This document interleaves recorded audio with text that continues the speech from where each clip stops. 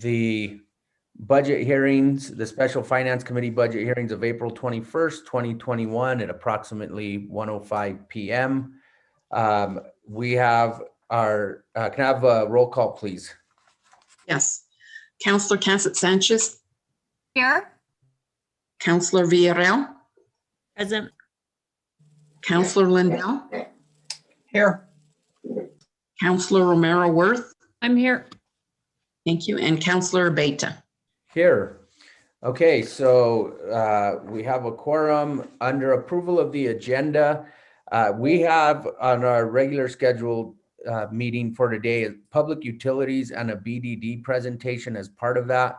We do have County Commissioner Anna Hansen here with us. And so I was wondering if, welcome Commissioner. I was wondering if the committee wanted to go into public utilities. We'll start with BDD so that we could accommodate Commissioner Hansen. And then if we can get through the public utilities budget today, we can go back to where we left yesterday, Mayor and Council. What are the thoughts of the committee? Councilwoman Villarreal. Thank you, Mr. Chair. I'm okay with that, but I have to leave at 3:15 for our Community Development Commission meeting. And I'd like to hear public utilities definitely and BDD as well. So I'd like to try to get those done before I have to leave. And then the other ones we can, yeah, I mean, I don't think we have much more to talk about for general government, but that's where I stand. I'd like to get through public utilities though, for sure. Okay, so are there any objections to changing the agenda so that we will hear the public utilities budget and we'll start with BDD? And can I have a motion? Move to approve the agenda as amended. Second. Okay, we have a motion and a second. Can I have a roll call, please? Councillor Cassett Sanchez. Yes. Councillor Villarreal. Yes. Councillor Lindell. Yes. Councillor Romero Worth. Yes. And Councillor Beta. Yes. Okay, so let's go ahead and get started then with public utilities and a BDD presentation. Mr. Jones. Mr. Chair, thank you. Members of the Finance Committee. So here today for public utilities, however we do want to transition to BDD, I'm fine with. But we are ready to give a presentation on public utilities. I do have supporting staff here to also to provide any information we need to the finance. But if it does please the chair, what I'd like to do is turn it over to BDD and allow for an introduction and them to begin. Yes, that would be great. Thank you, Mr. Jones. All right.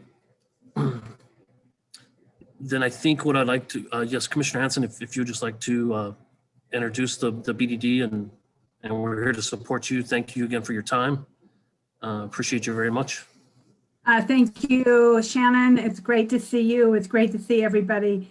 Thank you for giving the BDD a few times, a few of your moments of your time. I have with me, of course, Rick Carpenter, our facilities manager, and Mackie Romero, who is our acting finance director, who has been with us for a really long time and has been showing up for us in our transition. So I want to just start by letting you know that I think most of you understand that BDD is a independent organization or board owned by 50% by the city and 50% by the county. You were sent package material, I believe. Mackie sent it out last night, and Ms. McCoy, I believe, sent it on to you, but it goes over the Buckman Direct Diversion Regional Water Governance Plan, 50-50 by each of who are the partners, the city and county, and Las Campanas is a limited partner. Then we have the Buckman Board, which oversees the Buckman Direct Diversion Facility Manager. And we have our own legal team that we work with. The Water Division provides the services, but they are under the facility manager. And then it shows our organizational chart. We have been operating the Buckman Direct Diversion Plant since 2011 and providing water to the city and the county. And I want to just highlight a few of the things that we have done in the last year that I think has been a win-win for both the city and the county. And that is the pool agreement that we both approved, where we at the county own native water, and that we are now going to be diverting that so that we can store it. And then later in the summer, we'll be able to get credit from the San Juan Chama water. And it works well because the city can also then use the native water early in the spring when there is water in the river. I think that it is a good model for the city and the county as an operating entity. And the only one item that I have just a little bit of heartburn about, and I'm sure that you also do, is your audit. And I am hoping that this year that we can possibly get the audit in on time so that we can all have a better outcome in moving forward with the audit. And with that, I want to turn it over to Rick Carpenter, our facilities manager, and let him say a few words, and then Mackie will take you through the budget. Mr. Chair. Yes, Councilwoman Villarreal. Can you have staff send us that report that we're going over? None of us received it, or at least some of us didn't. Okay, yes, if we can send that out again, that would be great. Mr. Chair, Counselor- councilors, I'm trying to do that at the moment. I'm having some technical issues. My screen went black. I'm sorry. I will get it to you as soon as possible. Okay, Commissioner Hanson.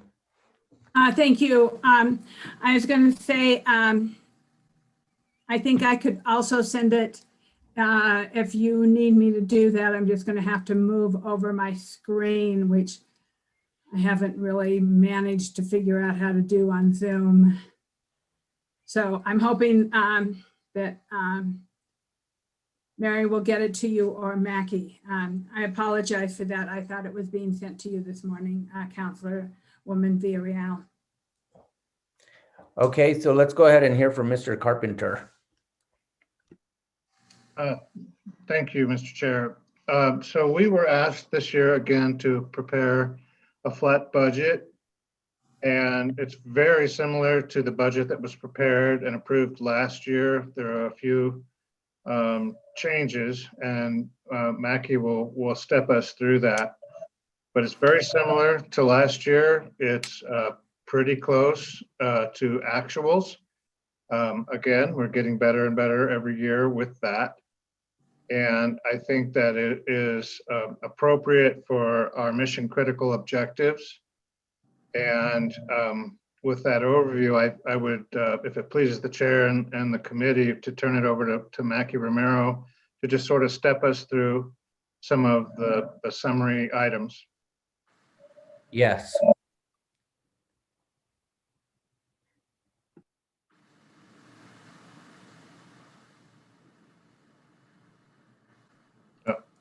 Ms. Romero, are you available? Yes, can you hear me? Yes, we can. Thank you. Okay, thank you. So in front of you is the fiscal year 2022 operating budget. This budget was approved by the Buckman Direct Diversion Board on March 4th. Like Rick said, we were able to keep the budget fairly flat from the fiscal year 2021 budget request. Our overall budget is $9,469,417. Of that amount, we are requesting that the city contribute $6,621,745. The BDD budget consists of fixed and variable costs that are reimbursed by our partners. The partner reimbursement revenue estimates are based on projected expenditure types and allocated based on several cost-sharing allocations, which were established in our governing documents. Our budget also includes other funding sources, such as PNM solar rebate revenue. We do get some federal funds from the Department of Energy for our sampling program. And then, of course, there's the contributions to our major repair and replacement fund, and that has remained unchanged. It's the same amount that's been contributed every year by our partners. If you can go to the next page. This is just a high-level screenshot of BDD fixed and variable costs. As you know, our budget is allocated using several percentages. And so these are the percentages that were used to establish the budget and then determine how much each partner should contribute to the budget. It also includes the partners' fiscal year 2022 water predictions. Again, this is a main driving factor of how, what amount the partners will contribute to the BDD budget. The next page here just shows BDD's budget into several categories. This is how BDD budgets. We budget by personnel, salaries and benefits, electricity, chemicals, solids, materials and supplies, other operating costs, and then we do break out our litigation costs, fiscal agent fees, conservation fees, and then the major repair and replacement fund. So here it just shows you the breakout of each partner's contribution for those categories based on our projections. So as Rick said, our budget was remained fairly flat. The only thing that really shifted was the amount that each partner was going to contribute to our budget. And again, that's because that's based on water usage. So when the partners give me the water numbers, it may shift between which partners pay what amount, but overall, the overall budget remained fairly flat. We did move money within some of the major categories. This year, we saw that electricity was projected at a lower amount. And so we did have to shift some money into that category to make sure we have enough funds next year to cover electrical costs. And then just other small projects within our materials and supplies that either were one-time projects and then got shifted to other areas within our budget. Are there any specific questions about the budget? I'll start with questions and then turn it over to members of the Finance Committee. My first question is, does your budget include a salary increase? Our city budget is proposing a 4% increase for our employees. Does your budget include funding for something similar, or what is the plan for the BDD employees? So Councillor, members of the committee. I'll step in here at the moment. I do not believe that our budget has had that increase because we approved our budget in March, but I would be really more than happy to include that kind of 4% raise for our employees.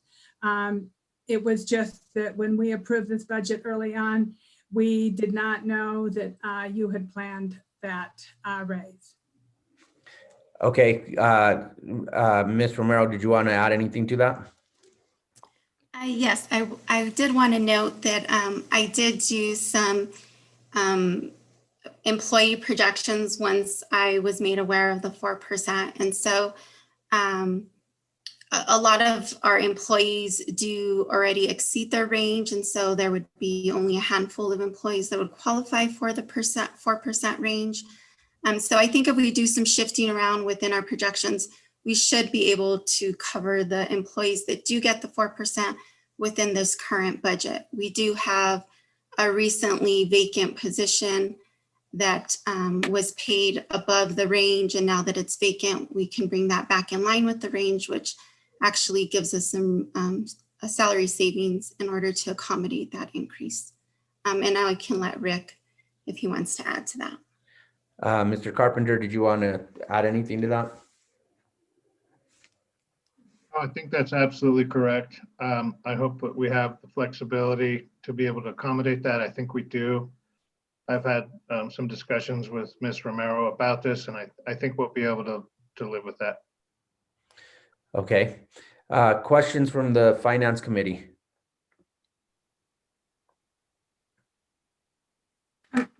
Mr. Chair? Yes. This is Commissioner.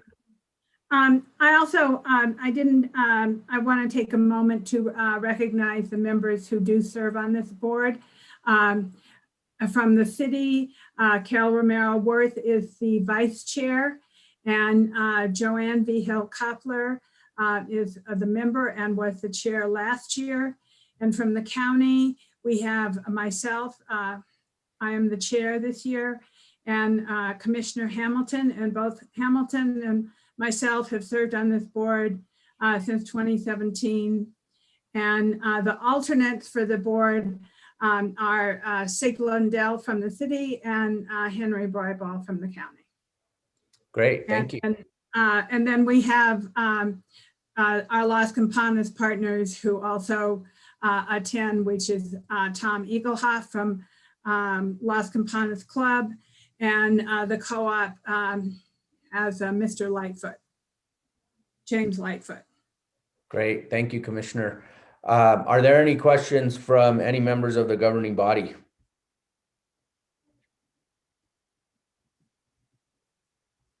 Councilwoman Villarreal. Thank you, Mr. Chair. Just a quick question. If we are anticipating then the salary increase, does this then need to come back to us with the corrected amounts so we know what that looks like? Councilor Villarreal, we approve our own budget because we are an independent board.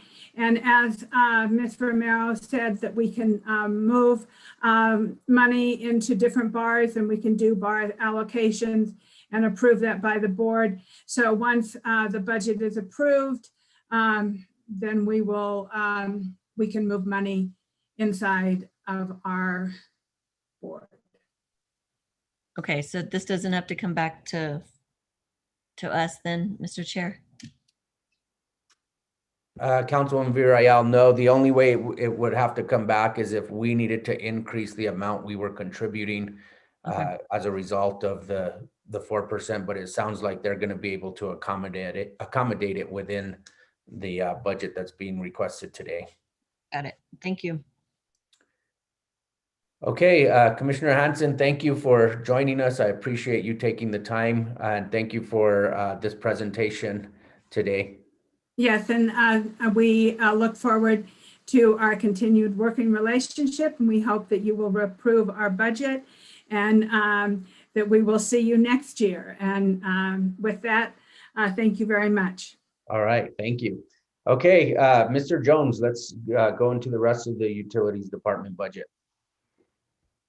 Mr. Chair, members of the Finance Committee, thank you. Probably not the first director to at least allude to the fact that FY21 did pose challenges. So specifically for public utilities, I think going into the budget, just to frame, about this time last year, maybe a little bit later, utilities came before the Finance Committee, and with some major reductions. We actually cut about $13 million from the operating budget. Definitely a conservative approach as we went through and began to gather information of really what the pandemic and as times were changing, what that meant for utilities. $13 million was a hard pill to swallow. There was definitely impacts through the year. Working with my staff, I know we've been before the governing body multiple times with adjustments as information came available. And like what I like to refer to as kind of a phase. So through FY21, even with the $13 million cuts to the budget, the governing body was able to work with us, and we were able to bring back into the operating budget about 4.3 million, and funds that not only we could support with our revenues, but were needed to maintain an adequate level of service. And now working through this budget development for FY22, you can see that the budget document reflects a $1.9 million increase to operating. I think the point I'm trying to make, though, is so even in that increase is really bringing an awareness to the significant impact of the $13 million cut that we did see, and so we continue to try to rebuild in confidence again with the revenues that are supported and the service that needs to be provided. So some of the overall increases, as you see on the PowerPoint, 1.4 million increase in contracts, which we will speak to a little bit later into detail. A slight increase in supplies in the amount of 215,000, and just under 500,000 in salaries and benefits. Some have to do with funding positions, changes that made, and this does include 4% salary increase for non-union employees and 3% salary increase for the department director. And we also did see a decrease of a little over $500,000 in debt service and principal, I think mainly driven by wastewater as they had some bonds that expired. So with all of that being said, I also would like to highlight a couple of accomplishments that we were able to do in FY21. My staff did a great job of providing me a lot of feedback, but I would just like to highlight a couple in the awareness of time. For environmental services, through the challenges, they still were able to open and relaunch a new drop-off site collection for recycling. What we call the Seiler Yard was moved off of an entrance off of Alwa Fria.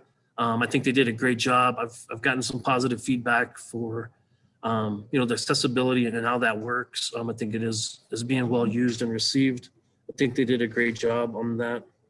They also integrated a report a problem app that allows our customers direct communication with our customer service for, again, more rapid communication and flow of information and be able to address service issues. And they also did see a 20% increase amount of residential refuse that we were servicing. So again, I feel our staff did a great job of not just providing service, but even an increase of, say, of product or refuse that they were receiving. I think did a great job. A couple other highlights from wastewater.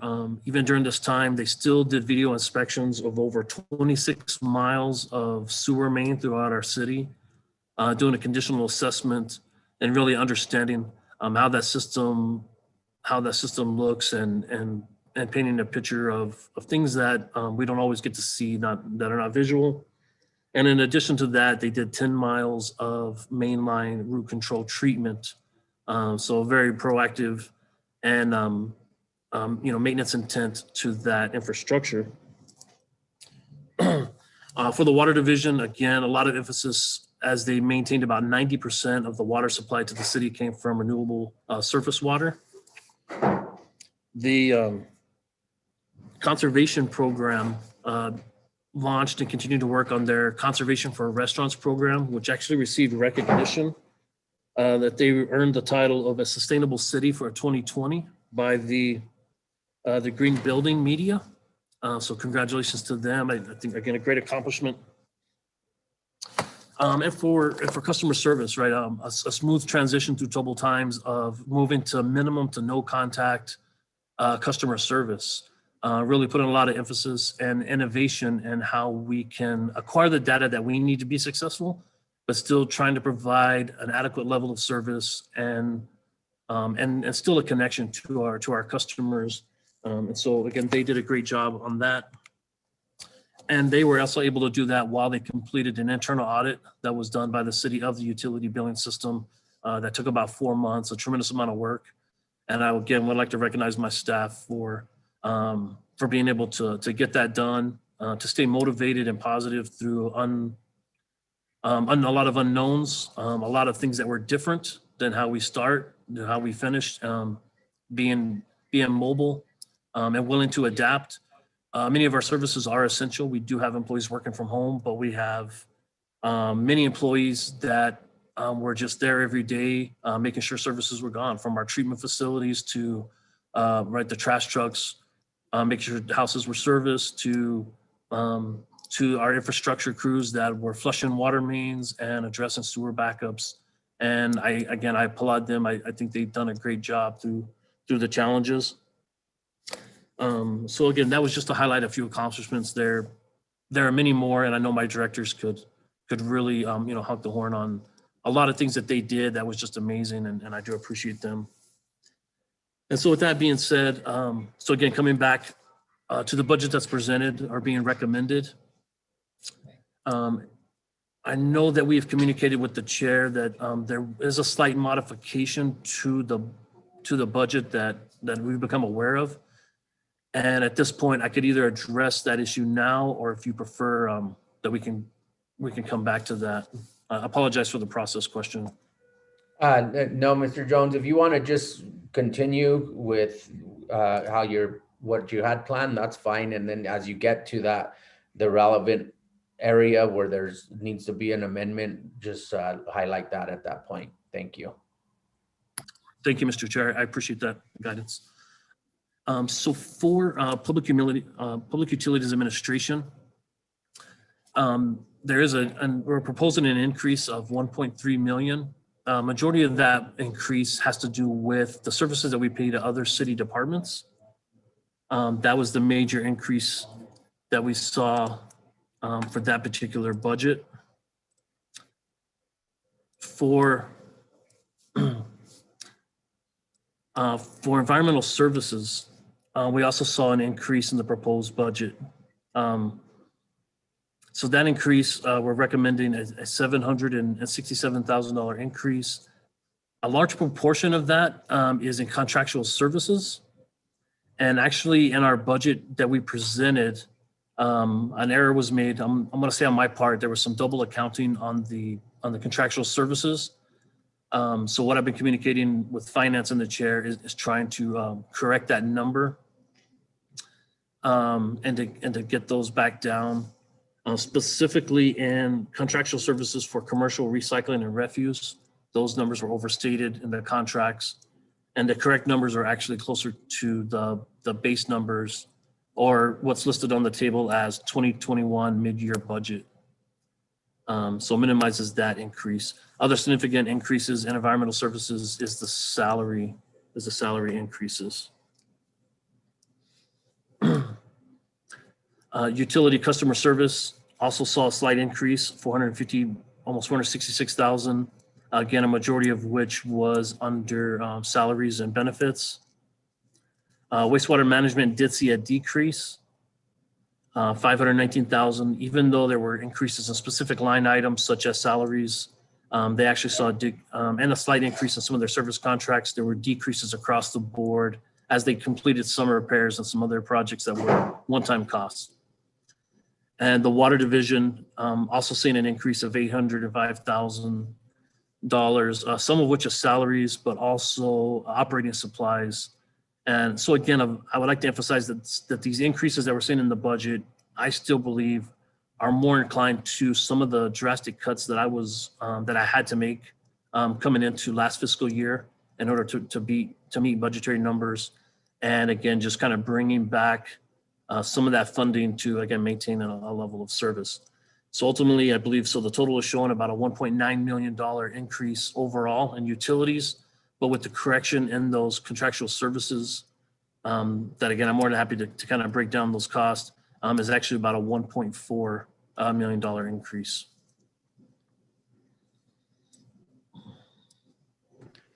Okay, and Mr. Jones, go ahead and break down those costs for us now in environmental services. Okay. So the specific request for environmental services under service contracts for commercial, in our budget request, we were asking for $513,300 $380. That was overstated. The actual request that I'm asking for consideration for commercial is $200,100. So $200,100 for the commercial. Recycling was requested in this budget at $240,922, which was overstated, and I'm requesting that be modified to $139,122. And for refuse, again, contractual services overstated at $268,455. And I'm requesting consideration for that to be reduced to $140,775. So again, those are just the numbers and the corrections. I think to really address for those three sections within environmental services, those contractual services are majority of the compressed natural gas that is used to power the trucks, and also the detailing service that keeps those trucks looking nice as they go down the road and provides a good environment for the drivers. Those are really the two main contracts that make up those service contracts for those three sections. Those three numbers that I've requested modification to match are equal and match what the base budget, the budget that they had for FY21. I apologize. I know that that's a little confusing. I apologize for the mistake, but I just want to get it corrected. Okay, great.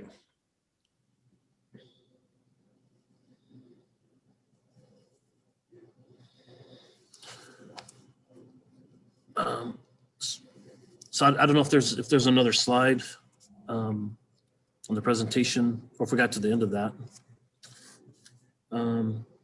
So I think a couple other facts that I kind of noted just for the committee's consideration is understanding that public utilities is made up of 255 full-time employees, of which 46 are non-union.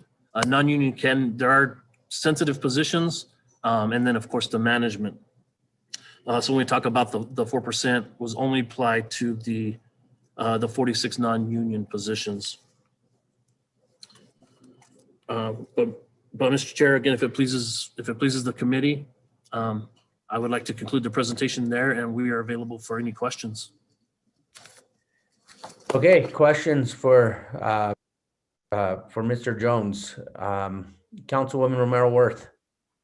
Thank you, Mr. Chair, and thank you, Director Jones, for the presentation. Just a couple of questions.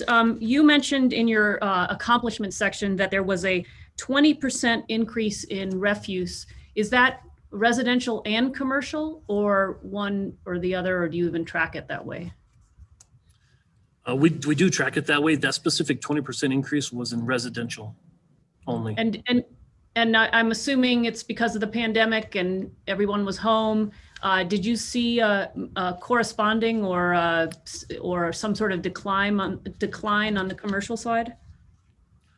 We did see a decline on the commercial side in the tonnage, and also on the service. That one is a little harder to track, but we did see a decline specifically as businesses were closing and shutting down. Our service would continue. So we worked very closely with our commercial customers to try to really conform and kind of work with their needs. Some of them were just reduction in service, where maybe when business was doing really well, that container needed serviced once a week. And because that they were working on a skeleton schedule, maybe we're able to reduce that to every other week. With trash, that is a little tough because you know that if we allow product to stay in those containers a certain amount of time, it will bring other issues. Some of the other businesses just didn't have, they were just closed. And so being able to put their accounts on pause and redo our route structures. I know my staff worked really close with the commercial customers on, again, how we can be successful, but how we were sensitive and working towards helping them to also be successful. Okay, I just think it's really interesting how the pandemic has affected your services and also what we do as as members of the community. Okay, I want to go to the overall budget numbers. So you said last year we cut your budget by 13 million, again, because of where we were in that budget period. And then you said we brought back 4.3 million. And I assume that is, well, was that throughout the year, or was that in this last budget adjustment that we did in this fiscal year? Mr. Chair, Councilmember Worth, for utility specific, it was multiple times that we came before you. I believe for utilities, I probably brought forth the first bar, and that was requesting some funding of positions. So I did request that utilities positions be funded. I brought forth a $1.5 million bar. So of the 4.5, the first 1.5 was me trying to fund the positions to allow the departments to continue to try to fill vacancies and not run into a wall of whether position is budgeted or not. Some other significant ones, I know that utility billing brought forth a bar for postal printing services, the people who send out the bill. There was a significant cut in that service. And so they brought forth that bar. That funding was restored to make sure that the bills were sent out. I know that water division had several bars. Operating supplies were significantly reduced. And again, as we monitored the revenues and the stability, we were able to bring back some of that funding and allow some programs, well, not even just programs to continue, but there were some pretty aggressive cuts that I recommended. And it allowed the staff to operate at a more adequate breathing level. So operating supplies would be anything from chemicals to meters to how they pave streets and fix sidewalks and the day-to-day stuff. And there was a couple other bars that we did. There was things we put a pin in. We kind of just put on hold. Some truck purchases for environmental services. I know that bar came through just a few months ago. So again, we were very diligent in what we brought back, but slowly we were trying to bring back some of the significant cuts as we had more information. And again, these increases I see is kind of really just the next chapter in that work. Right. Okay. So 4.3 over the course of the year for the things you've mentioned. And then this budget, once it's corrected, will bring back another 1.4, correct? And Mr. Chair, Councilmember Worth, that is correct. so if we add those two numbers together, we're almost at 7 million brought back, but you said 13 million were cut. And so I just think it's a good example of how we're not, we're doing a lot of great things. Our revenue picture is much improved, but this is a good picture of where to get back to pre-pandemic levels, we've still got work to do. And I think the way you've presented this is a very clear example of, the work that we still have to do to get back to pre-pandemic levels. Yes, Councilmember Worth, that is true. I think over probably the next couple of years, we'll continue to evaluate and identify. Again, not just bringing stuff back to bring it back, but really understanding what are the cause and effects, what we had to do with limited information, and how we continue to learn from that and identify what's important and look at priorities and what we recommend to fund. Right. And I think those are excellent points, that not to bring it back just to bring it back, but then also maybe some things have changed as a result of the pandemic, and as a result, how we approach things will change, and just it's still an evolving situation. So thank you, Mr. Jones, and thank you, Mr. Chair. Those are all the questions I have. Thank you. Councilwoman Cassette Sanchez. Thank you very much, Mr. Chair. Thank you, Director Jones. Actually, I want to pick up on Councilor Romero Worth's questioning that was similar to what I wanted to explore a little bit. You've mentioned priorities. We're not back at pre-pandemic levels. I am curious, what are the impacts that we are seeing through the department through this budget? So essentially, what are we not funding? What are we still looking to hopefully be bringing back in the future? So, Mr. Chair, Councilor Cassette Sanchez, thank you for the question. So again, there's definitely probably some things I can't speak to, but I will mention in this budget, There are still 3 positions within utilities that aren't funded. I did choose to kind of leave that as is. Through the beginning of last fiscal year, even though the positions were funded, I feel we did lose a little momentum. So again, there are vacancies within the department. And what I would like to say is one day they will all be filled and my managers will come and ask me for those other 3 positions. And that would be a great position for me to be in.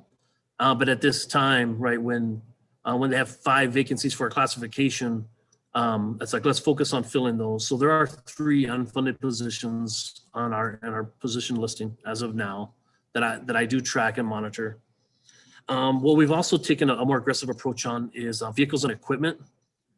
So what I've asked my managers and section managers is, again, can you give me 1 more year on a vehicle? Can you give me 1 more year on a piece of equipment to really understand? I have also committed that if in need, right, if you say you can help me for 1 more year, so we don't put it in the budget, and there is a catastrophic failure, right, and now your position has changed, that I would be willing to go with them and come back before the governing body, do a presentation of what the utility can afford to fund and not, build that confidence. So it's not that I'm not saying no, I'm just asking not now. Again, how do we bring that back? What I am trying to do is there are a couple of vehicles that are in this budget, but not at the magnitude of probably what we would have requested a couple of years ago. But my intent is to allow enough vehicles to also come in and be replaced through the budget, so I don't back myself in a corner where now, worst case scenario, all the vehicles need to be replaced at one time. That is not my intent, and so we are monitoring that. So again, there are a couple of vehicles, but there are a couple that are on hold that I'm asking that we do more, right? We do more with what we have. There's a couple of other operating supplies that I feel that we usually budget conservatively, meaning that it's okay to budget a little bit more because of unknowns. And that's hard to do. But again, I've committed that. So one example would be an electrical cost. So in the utility business, electrical costs will shift based on where you draw your water from. Chemical costs is another one that will shift where you bring your water from. So if we were primarily on groundwater, you can expect your electrical costs to be higher because you use electricity to draw the water from the aquifer. If you're higher on surface water, your chemical costs will be higher because that requires more extensive treatment and you have more solids handling, things you have to dispose of. So those are kind of variable costs depending on where your water sources are. So again, I've tried to budget those more at line and really draw it close, not a lot of wiggle room. Again, with the commitment, if there's a major change, that if a treatment plant needs chemicals, then I'm committed to help them get chemicals. But stating it in a budget and not knowing, I would rather do a mid-year and adjust to that than again, overstate something in the beginning just to have a level of comfort. So I think we've really challenged ourselves to not work at that level of comfort and to really try to focus on what are the things that we know and can truly expect, and the things that aren't known that I've committed to work with them as those become apparent. So I hope that helps a little bit. Yes, it does. Thank you so much for that answer. I really do appreciate the amount of diligence and attention it takes with a area as important to health and safety as public utilities, making sure that we have safe water, making sure that we have environmental service and refuse pickup. It's definitely a balancing act. So I really do appreciate the amount of attention and guessing that it's going to take, or not guessing, but adjusting that it's going to take for you and your team. So thank you for that. You did mention 255 employees and I believe 3 unfunded positions. How many vacancies, and do you have frozen positions right now aside from those 3 that that are not funded this year? Mr. Chair, Councilor Casas-Sanchez, I can work to get you that number. I apologize. I don't have the number of vacancies for the department off the top of my head, but I can get that number and provide that probably fairly shortly. Okay, no problem. And then I guess the bigger question is, are there any positions that we had frozen last year that are now being unfrozen this year that you'll be able to fill in this budget? Mr. Chair, Councilor Casas Sanchez, not necessarily to that magnitude. So ultimately, I did come back before the governing body and asked to fund all the positions in FY21. Again, 255 positions that change every day, from people being promoted to transferring to even moving on, new hires. So it is very fluid. So it was only through kind of once we get the budget all put together and really scrubbing through to the second look, honestly, that I even became aware that the 3 were not funded. It was just at that point that I made a decision to say, I'm okay with those 3 being unfunded and stick with the budget as recommended. And just knowing that they are, and that we have enough positions that it doesn't, it's not going to affect the directors from hiring the people that they need to. The positions that are frozen, there are multiple classifications. Like I said, if those classifications were ever filled, I would be the first one to work with that department or that division to try to get that next one unfrozen. Like I said, I think that'd be a good problem to have. Very much. And then last question, we had a big discussion a couple times throughout the year about the contract for utility billing, and it's a pretty large contract. And that utility billing, you are working on transitioning, I believe, to a new utility billing system, and that will allow us to bring that in-house. Am I remembering all the details correctly here? Councilor Casas Sanchez, that is correct. We did just get approval for the advanced utility billing software, that transition.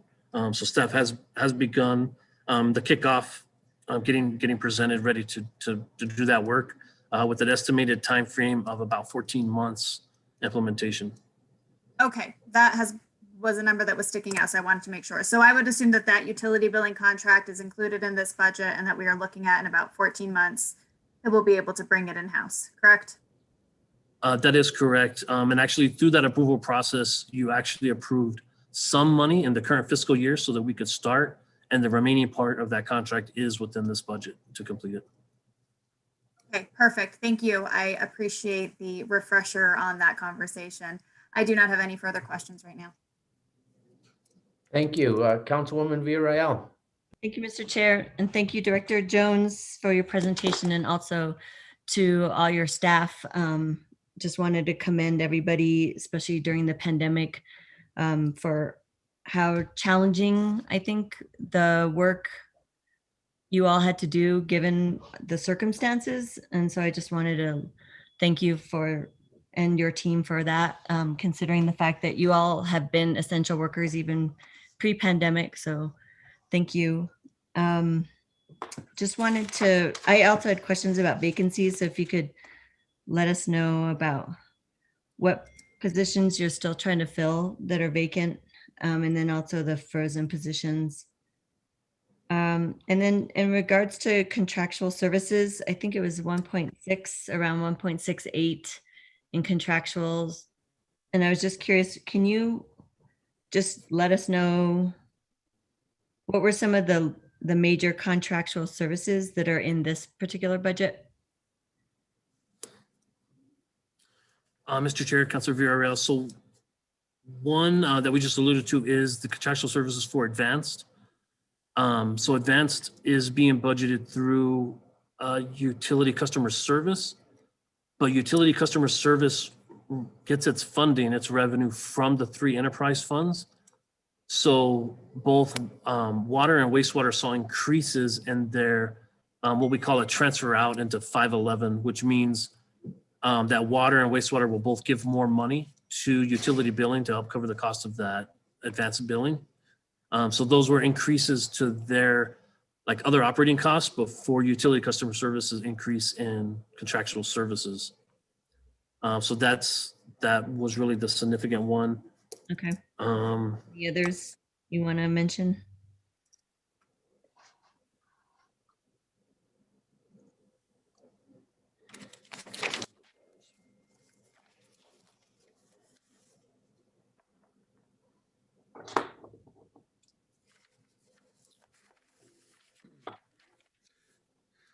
Mr. Chair, Councilor Vera, the same as I can, I'm going to just take a shot. I believe Maya Martinez is on the call with us. I'm going to see if she has something. So she manages our contracts.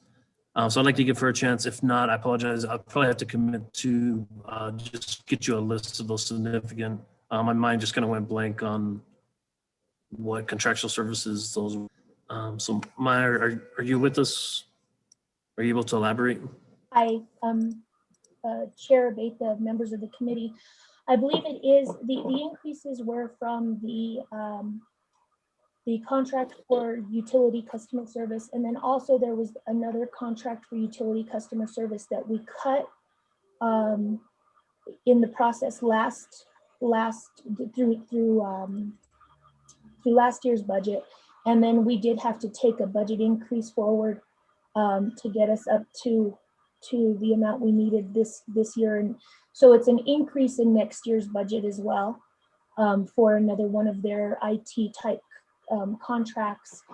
I'm kind of scanning through my contracts right now just to see what else would have been an increase.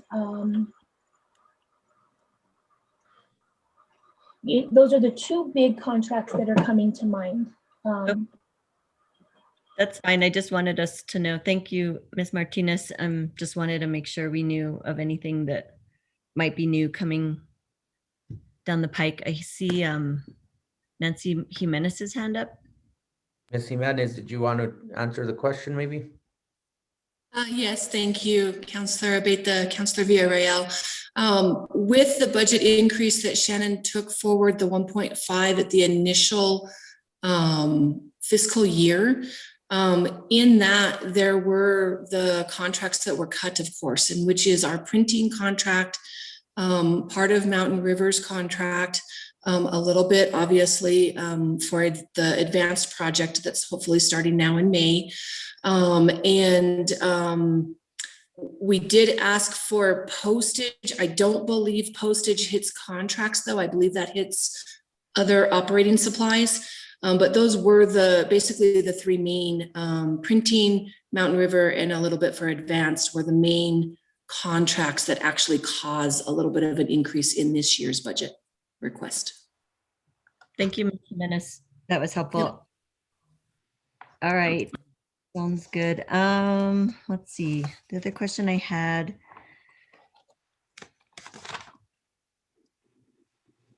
Just wanted to also thank Environmental Services about relaunching or opening the Siler Yard recycling drop-off. It's huge success. A lot of people use it so much that I don't know if we need to expand it. I've seen not just the glass, but the cardboard is overflowing. So do you all have plans to expand that, or what is the plan to be able to cover the increased needs and also increased use of that location? Councilor Beta, Mr. Chair, Councilor Villarreal, we are just doing our best to collect it right now. The increased cardboard is, we feel is most likely from the large increase in online shopping and online ordering, something I myself am also experiencing. And so I don't think that post-pandemic that online shopping is going to go away. We might see some reduction in that cardboard amounts, but having the large main site, now here at the Siler facility is very helpful in us to be able to keep it collected. And I really think it only, you may certainly correct me, Councilor Villarreal, but it gets to overflowing on Sundays, but generally during the rest of the week, we can keep it picked up. Good to know. Yes, I think it's an ideal location, and that's why a lot of people use it. Thank you for that. And then just a minor question I'm trying to figure out from what it said in the presentation around the graffiti team. So last year, the salaries from the graffiti team were paid through Environmental Services Fund instead of the general fund. And then I read through this,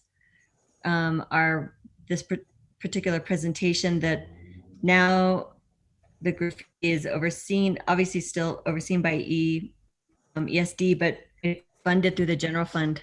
Was there a reason why that was changed? Just curious.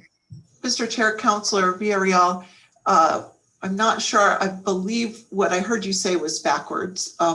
The graffiti team has been funded through the general fund up until this fiscal year. So during this fiscal year and going forward, it is now funded through the ESD Enterprise Fund. They were moved over for just being overseen by Santa Fe Beautiful. I believe it was 2015. But they continue to be paid out of the general fund, and we've worked not only to get their cover, and it's only about a $255,000, $300,000 budget. We've got that now covered under the enterprise fund, and we also have been working through the process with HR to change their their corresponding job titles to ESD job titles rather than Parks Division job titles. So all of that is finally complete, and now they are completely an ESD team. Got it. That's what I thought, Director Sitton, because last year we talked about the salaries being moved and paid through the Environmental Services Fund instead of general fund. But I'm reading in the presentation that was given to us, so maybe it needs to be corrected. It says the graffiti section is overseen by ESD, funded by the general fund. So it's not by the general fund, it's funded by Environmental Services Fund. Correct? That is correct, Councilor Villarreal. It is now funded in ESD. Okay, just so make a note for staff to make that change, because I know it's minor, but it's still significant for you all. So, yes. All right, I think. I just had one more question, Director Jones, about the landfill tipping fees and the budget. Where do we see that item? Like, where is that placed in the budget revenues? So that is placed under operating for environmental services. Okay. Operating for environmental services, you said? Yeah, it is.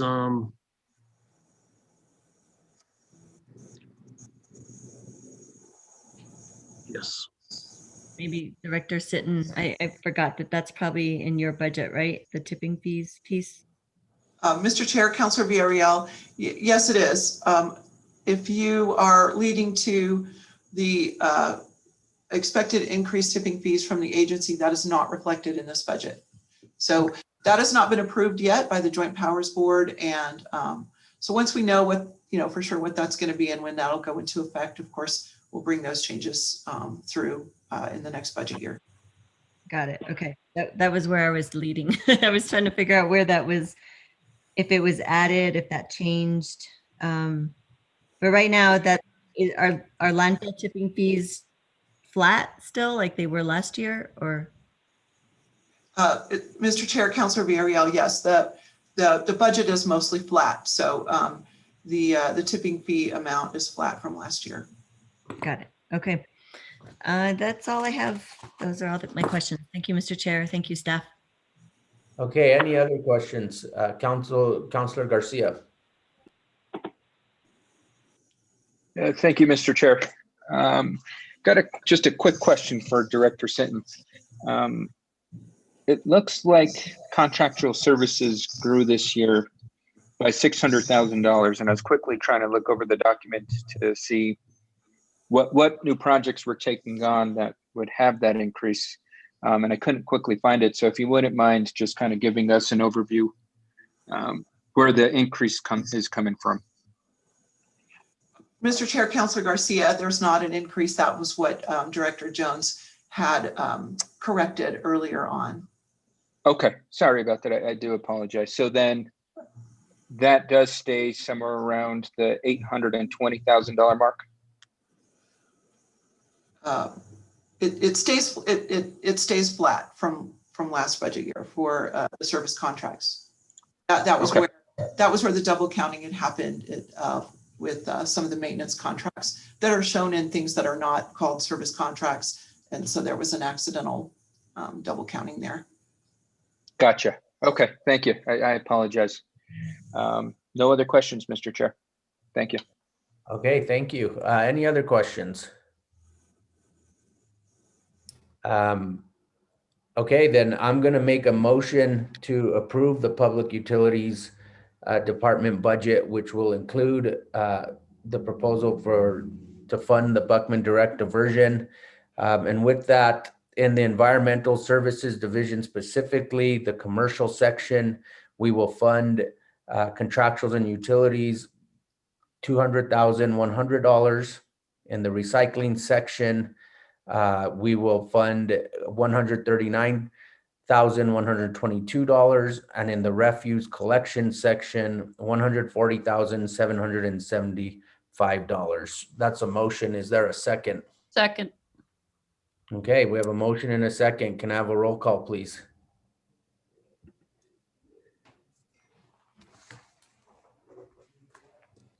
Counselor Cassett Sanchez, Yes. Counselor Villarreal, Yes. Counselor Lindell, yes, Counselor Romero Worth, Yes. Counselor Beta. Yes. Thank you. Okay, so now we will go back to conclude our general government department budget. We were on, I believe, mayor and council. We were specifically talking about supplies and travel. And I'm going to call on Councilor Garcia to re-ask his question from yesterday from the council and mayor's budget. Councilor Garcia. Okay, thank you, Mr. Chair. As I mentioned yesterday, I brought this up because there was, I think, it was a somewhat misinformation in regards to that the $40,000 covered both travel and supplies. And from the way it looks to me, the budget includes the council and mayor as one. And so can we get confirmation? Because the way this document that was provided to me, it looks like both costs are associated by both the mayor's office and the council's office. Yes, who wants to address that from finance? Mr. Chair, Councilor Garcia, can you clarify your question? So the document that you provided to us, Mary, that has a bit more of a deeper dive in regards to how the costs are kind of derived at. And I'm looking again at page 32 of 40, that document you provided to us. And it has the division, and the division is mayor council. So to me, that's the way I read it, is that these costs are associated by both offices. There's not a way to break it down even further unless we do a deeper dive, which I'm not necessarily asking for. I just want to confirm that this $40,000 is going to be allocated both to the mayor and to the council. Mr. Chair, Councilor Garcia, I'm able to confirm that the $40,000 is allocated solely to the city council, not to the mayor's budget. That is the $40,000 increase that we were discussing yesterday. Right. So where would the mayor's costs then be if this is in the general government section that I'm looking at? Where would we have the mayor's supplies broken out?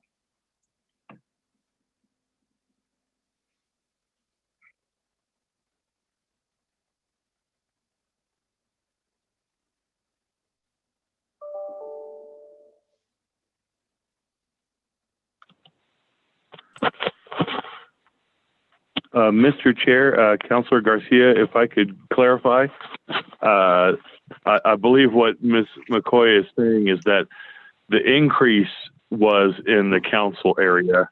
However, the overall budget is shared. So the budget for the mayor's supplies is still in there and unchanged. The $40,000 increase is in the councilor's part of that budget. So the overall budget is shared, but the increase was attributable to the council budget. Okay, so I mean, that just arrived, brings about more questions because to say that we typically, $6,000 for the mayor and council, and the way that even when we went over this budget last year, we talked about the $2,500, it was framed to us that this was council expenses. And even this, when we started these hearings, the $40,000 was council expenses. But now I'm confirming that $40,250 is to be utilized between the mayor and council for supplies.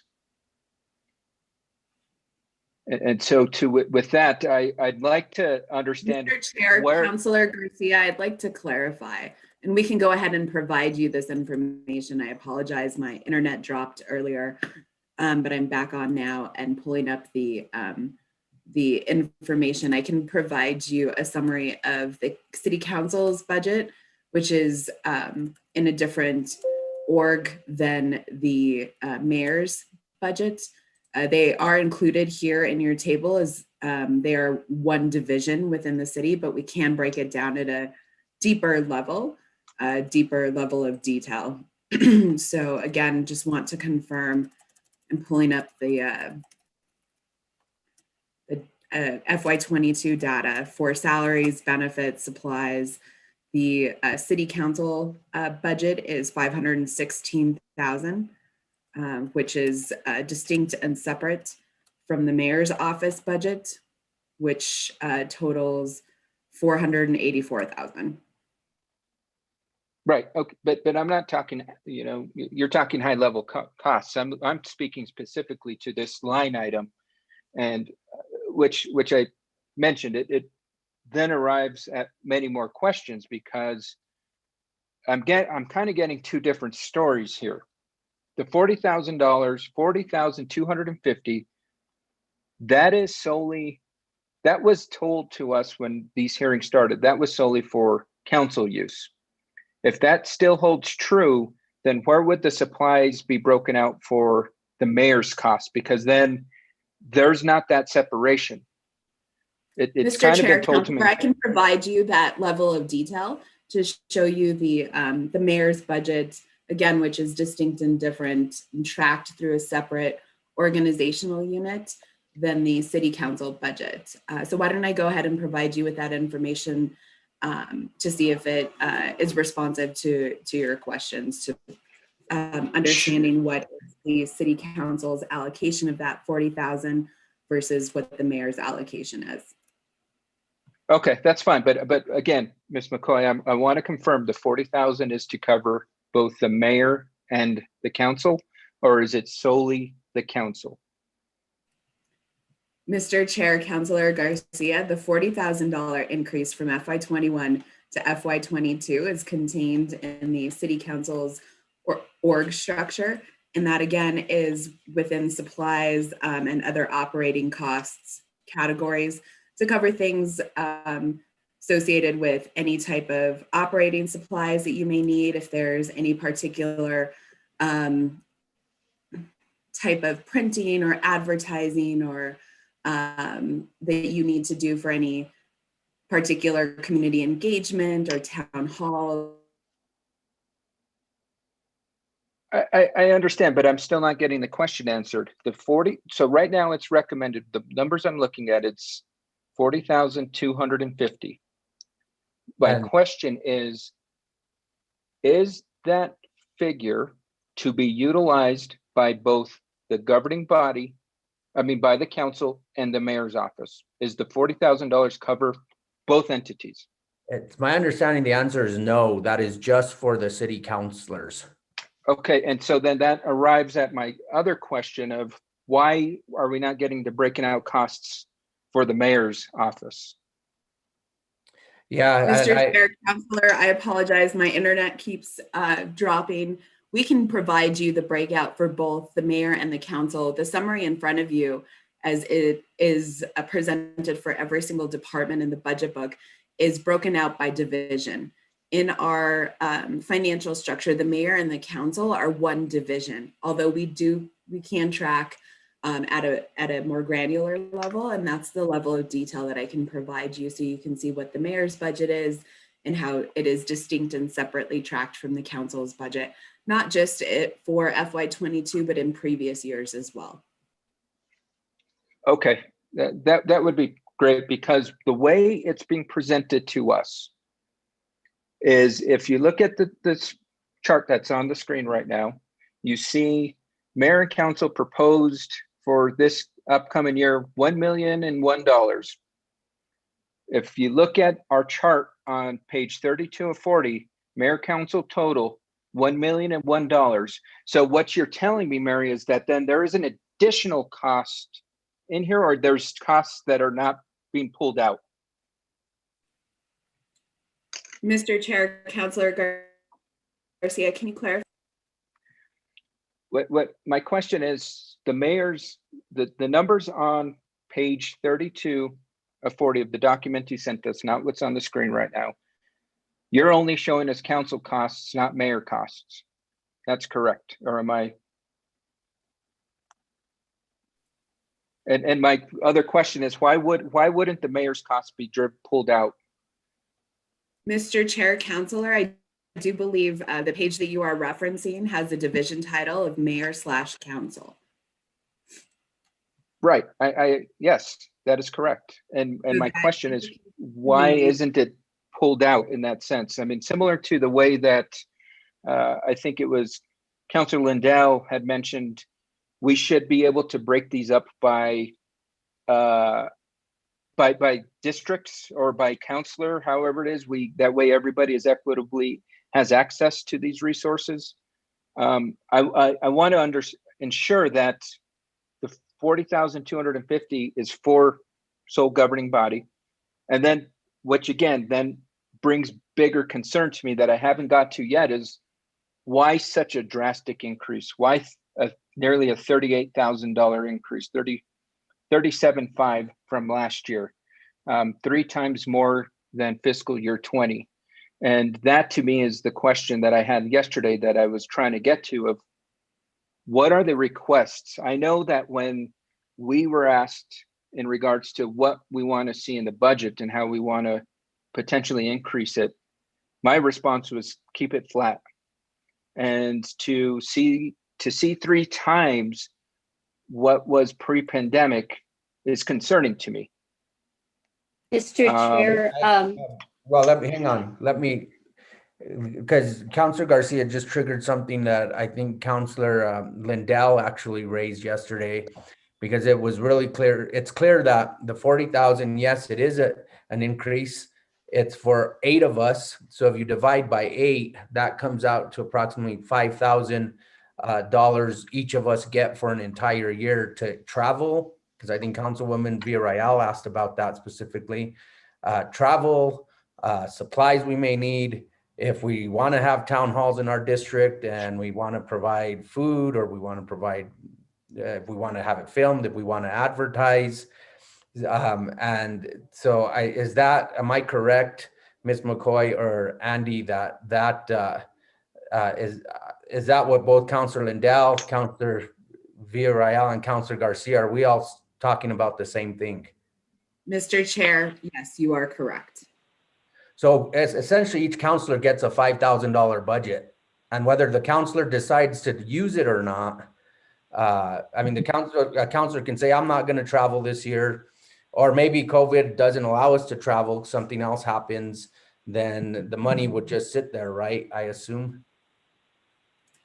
Mr. Chair, you are correct. Okay. All right. So, okay, go ahead, Councilor Garcia. I just wanted to clarify that yeah, while it is 40,000 or 37,000, if you divide it by 8, it's a little less than 5,000 per councilor to do things within the councilor's discretion, such as travel or have, district activities, things like that. Go ahead, Councilor Garcia. Okay, thank you, Mr. Chair. And I appreciate that clarification. But as I was pointing out yesterday, we also have the travel line item under other operating costs for 20,000. And so then what does that cover?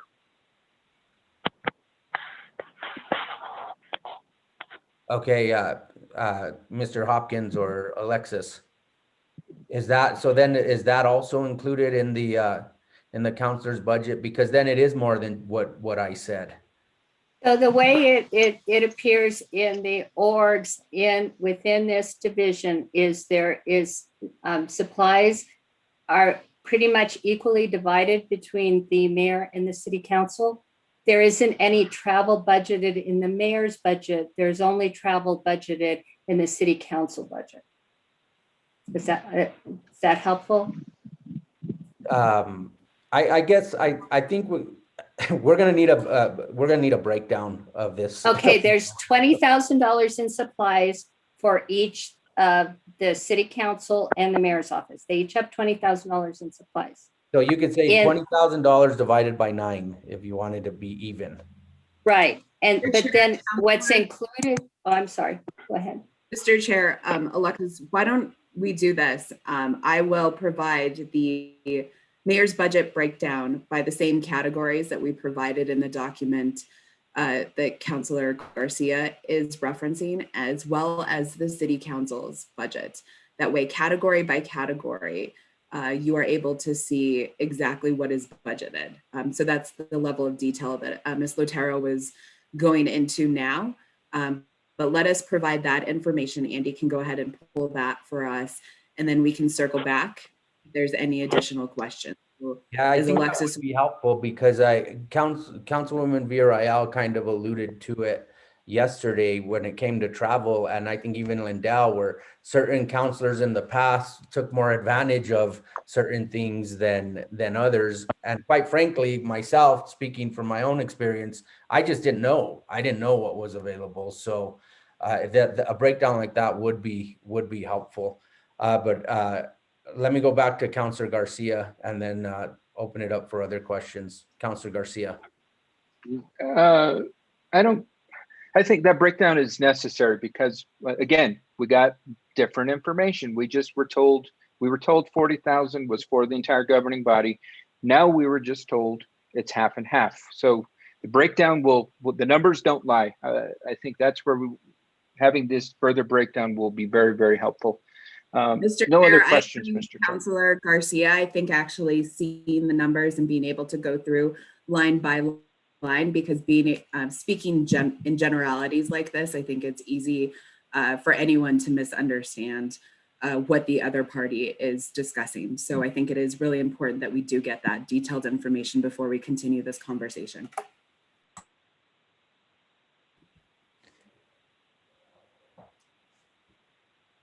Okay. I didn't have any other questions, Mr. Chair. Thank you so much. Okay. Thank you, Councilor Garcia. Councilwoman Vihel Koppler. Thank you, Mr. Chair. I think this discussion permeates throughout the entire budget. And I think my opinion is that we haven't really had a lot of the detail. And so to have a separate spreadsheet on like I have a separate spreadsheet that was given as an update by Ms. McCoy. And then I'm trying to follow the budget where you have the roll-ups. And it is not exactly the best way to analyze data. And so maybe we could have had some of these same discussions and learn more about how we're spending the millions of dollars and proposing to spend the millions of dollars of taxpayer money. So I just feel like every year we do the budget process, we get less and less detail. And that's not the kind of way I like to determine and vote on a budget that seems to just be a summary budget. But I'll stop there. The other, with regard to this mayor council budget, it seems to me that what we have on page 32 of 40 is certainly a roll-up. It appears to me that this is the summary of the entire budget, and I've heard different answers today. And I'll just start with the first category, which is salaries and benefits. If you take the 470 that there on the right of the fiscal year 22 recommended and divide it by 8, we all got a salary increase of like what, $58,700. So this appears to me to be the entire budget. So if it is $40,000 in supplies, I'll just pick on that. I would venture to say that the entire integrity of these numbers are mayor and council budget, and that there is no split here. But I heard answers that are different. I heard that supplies of 40,000 are just our budget in council, and that there's this other number somewhere, or this mayor's budget that's hidden. It doesn't seem possible to me. And I know that Ms. McCoy said that, you know, we would get more detail. That's good, but I don't expect it to be more than $1.1 million based on what I've done here in these calculations. I also feel like if the travel is 20,000, then I don't know. I would like to know how we came up with that number. Who's going where? You know, what's the register? We have no registration costs. So does that mean every conference that we go to doesn't require registration? I don't know how you could attend conferences and have all of your budget in one per diem, which means we stay at a hotel and we get paid for meals, but we can't register for the conference. So I think that's a little bit of, you know, it seems like we just pulled a number out of the sky and said, okay, we're going to spend 20,000 on travel, but it's not even in the right subcategories. And so to do true budgeting, we would have each had to pick a conference and say, okay, here's what registration is, here's what this is. And you know, I think there's some estimation there, but I don't know. I just think we could have done a little bit better. And so this is just a single division, departmental level budget we're talking about here, but I'd venture to say it does permeate throughout the city. And I think it's important for us as policymakers to know where we are spending taxpayer dollars. And so, you know, we used to get a lot more information. I know I already said that, but I'm kind of at a loss to even imagine why we don't get the information that we need to really look into some of these expenditures and some of these plans for the future. So I look forward to getting more detail on that. And I think maybe some of these questions we have as we look at this spreadsheet of 1 to 40 pages that we received, we might have to go back into some of the other budgets that have already been presented and ask even more questions about what we didn't see these past few days. And that could be an unfortunate thing to have happen at the next level, but I mean, that's the way it might have to go. So I look forward to that extra spreadsheet. I think more information is important, especially when you're dealing with budget. So I thank you for that. Okay, thank you. Councilwoman Cassette Sanchez. Thank you, Mr. Chair. I just want to point out the line item for salaries, wages, and benefits, that would include the entire mayor's office, so also admin in there, correct? Mr. Chair, councilors, that is correct. It's not just our salaries, but also any benefits that would be included there. So healthcare, para. Mr. Chair, councilors, yes, that is correct. And if someone switched their healthcare from one point in the fiscal year to the next fiscal year, that would cause a change in the salaries and benefits category.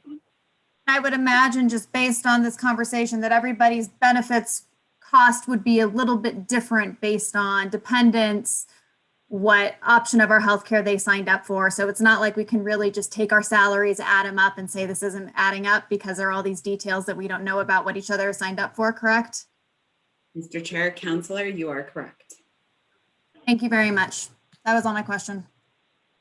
Okay, then let's, okay, Councilwoman Villarreal. Thank you, Mr. Chair. Just to clarify, but the line item that says salaries, that should be just our salary base. The benefits line is what would vary per counselor. So yeah, I think it would just help to see the breakdown in more details, like Director McCoy suggested, so we can just get clarity on that. Thank you. Okay, so let's go ahead and move on to the city attorney's budget.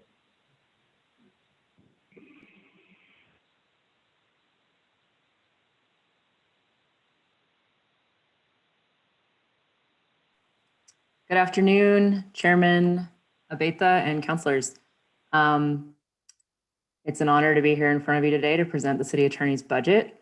It's been a really different year for my office. I want to take the opportunity to thank my staff for their flexibility, their creative contributions, and their collaboration. It was cool to watch the city clerk and IT yesterday because we've worked very closely with them on a lot of the changes we've had to implement this year in order to make our office essentially entirely paperless and entirely online. And it's been a rapid transition. I think we have a slide with our mission on it. Is there one before this? Yep, there it is. Cool. So the mission is to advise, defend, and protect the city and enforce its laws in a timely and just manner. So we provide traditional legal services to the entire city, including the mayor, governing body, all the commissions and boards and committees, and the employees when those actors are serving in the scope of their professional duties. We provide advice that's both attorney-client privileged and sometimes in public forums. And we represent the city in negotiations, arbitrations, mediations, courts, and other forums. We also include the Office of the Legislative Liaison, who works very closely with all of you, and our legislative assistant. And they assist in researching and drafting legislation and oversee the flow of legislation through the city's various committees and city council. We also have the records custodian administratively attached in our office. And so she is the lead for fulfilling our obligations under the Inspection of Public Records Act. This year we implemented 2 entirely new systems, or more than 2, but 2 big systems, the PrimeGov system and the Next Request system. And around this time last year, we were debating whether or not we should do online trainings for Next Request, because we had planned to do in-person trainings starting in late April and early May. So I went back to my emails, and around this time, we were saying, well, should we wait to implement this? Should we start? And we said, let's just go ahead and start. Let's figure it out. So since that time, over 3,100 HIPAA requests have been filed online, and 21,000 documents have been downloaded from that website. So it's kind of incredible to revisit that. That's less than a year. So that's the first time we've consolidated all HIPAA requests in one system. A huge number of those are police requests. So we have worked very closely with folks in that department. A huge number are in the land office as well. So we work very closely with that office, but then every single department is implicated in that process. So that getting that system off the ground has been a huge team effort. And so I have to commend all the divisions of the city and the governing body for working with us on that, because I know that you are all implicated in those requests quite frequently. Over 1,000 contracts have been processed by our office manager and our senior attorney who works on those this year. So that's huge volume. Some of those come to the governing body, many do not. Many small contracts are processed for amounts either less than 60,000 pre-pandemic or between or up to 200,000 during the pandemic. The other big system that we put up that all of you have been working with as well as PrimeGov and closed captioning. So the legislative office has been very active in doing online trainings and implementation with that. So I have to send out a huge kudos to them. Not only just a new system, but also implementing it in a new manner. So the good news was we had a little bit of a delay to litigation in the first couple months of pandemic, but it came right back up to the former levels. So I'm happy to say that we will be able to fill our frozen position in this new budget. So that's the main change between last year's budget for the city attorney's office and what we're proposing in this budget. Also included is the PrimeGov funding for the following year. Last year, we didn't have any continuing education included in our budget, but we were able to cover some by transferring funds. That's one of my primary priorities whenever we do have additional funds in my office, is to be able to offer further training. A lot of the areas that we practice in are extremely specialized and changing and constantly evolving. So that's always my highest priority, is to get continuing education for folks if we have any additional funds in our budget. The other increase in the budget is the 4% salary increase for non-union employees. All the employees in my office are non-union. My salary actually is not going to change because my contract has a static salary amount. So this is actually, the 3% is not correct. And the other big increase is the operating cost to other departments.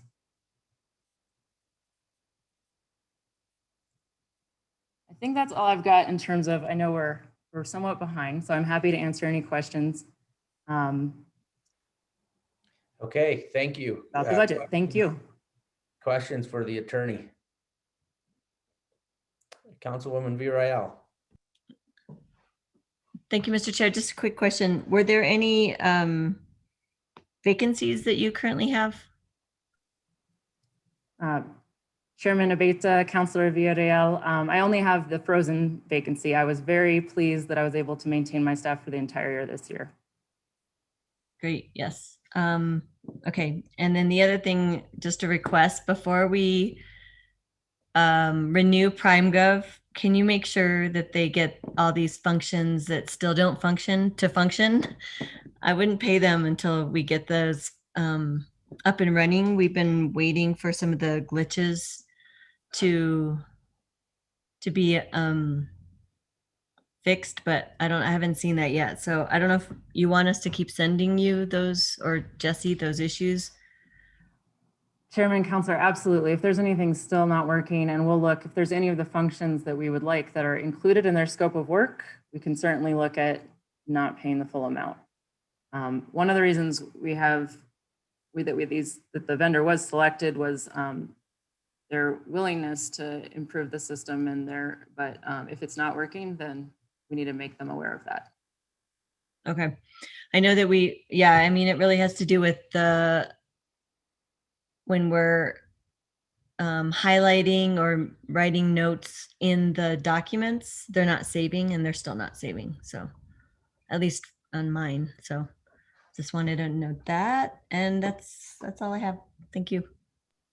Okay, any other questions for the city attorney? Is there a motion regarding the city attorney's budget? Move to approve. Second. Okay, we have a motion and a second. Can I have a roll call, please?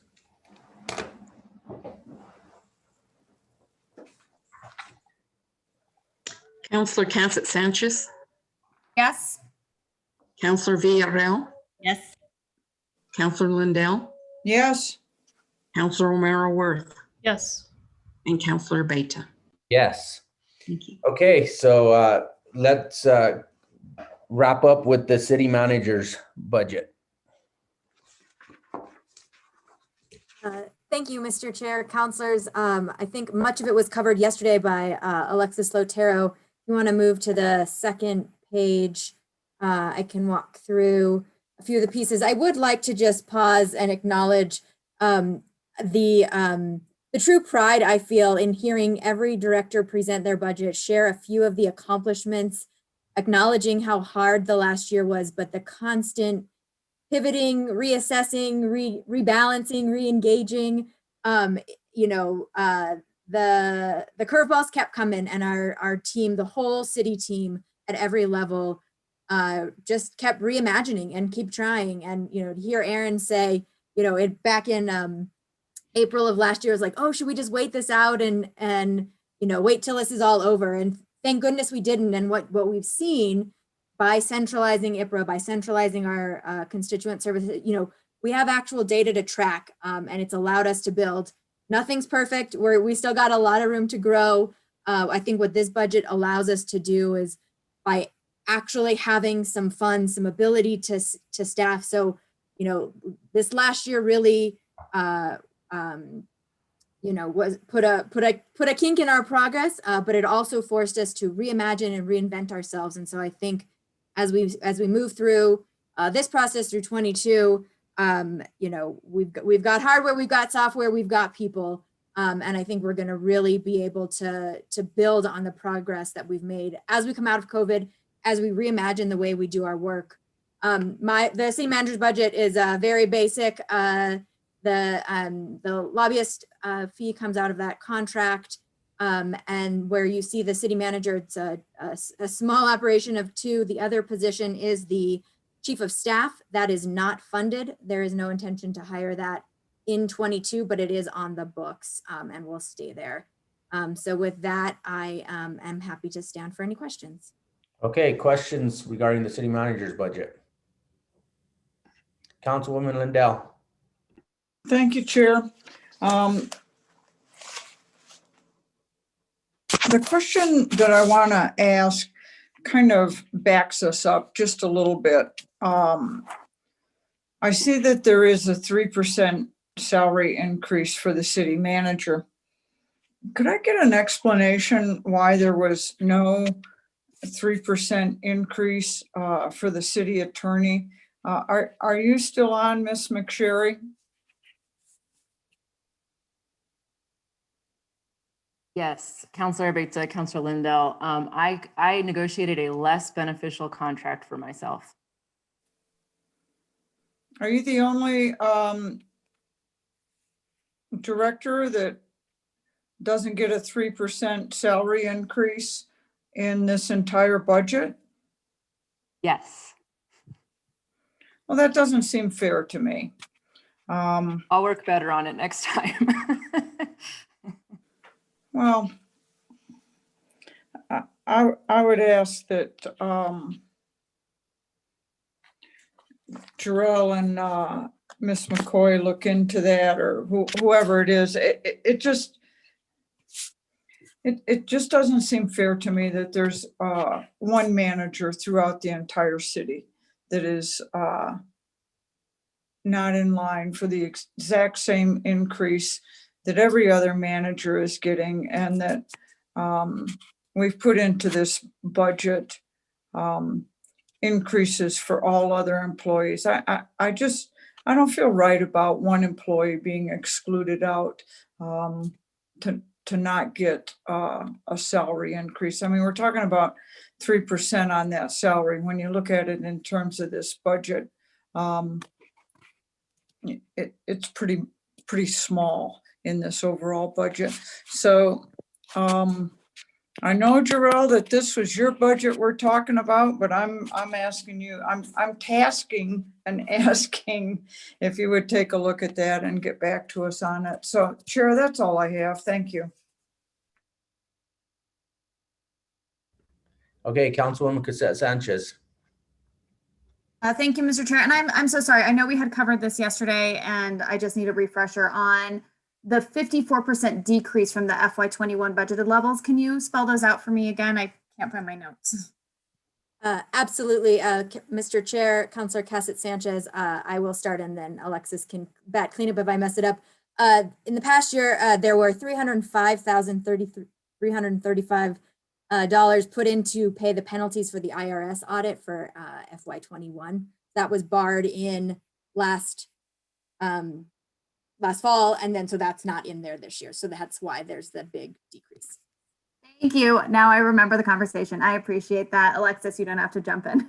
Thanks so much. That was all. Okay, Councilor Garcia. Thank you, Mr. Chair. And Councilor Lindell brought up a great point that I think refreshed my memory in regards to contracts. If I'm not mistaken, there was a stipulation in the city manager contract that there would be a yearly evaluation completed with the input of all governing body members, and that would then determine a potential salary increase. So how does that play into this particular situation?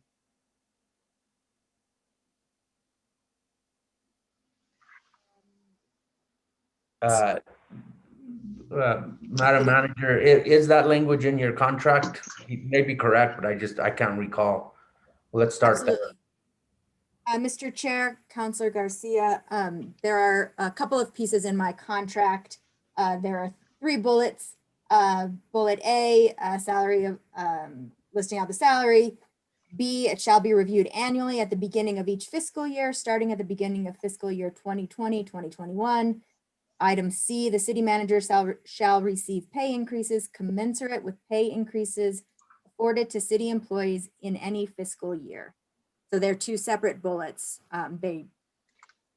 Right, but I do recall us making that change, that there would be input from all governing body members. I remember having that conversation. I don't have the contract in front of me, but I do remember that. Do you have the entire contract in front of you? Mr. Chair, Councilor Beta, Councilor Garcia, I do, and I'm scrolling through it. Because I would have to then probably go back to the meeting minutes to see what was the final approved.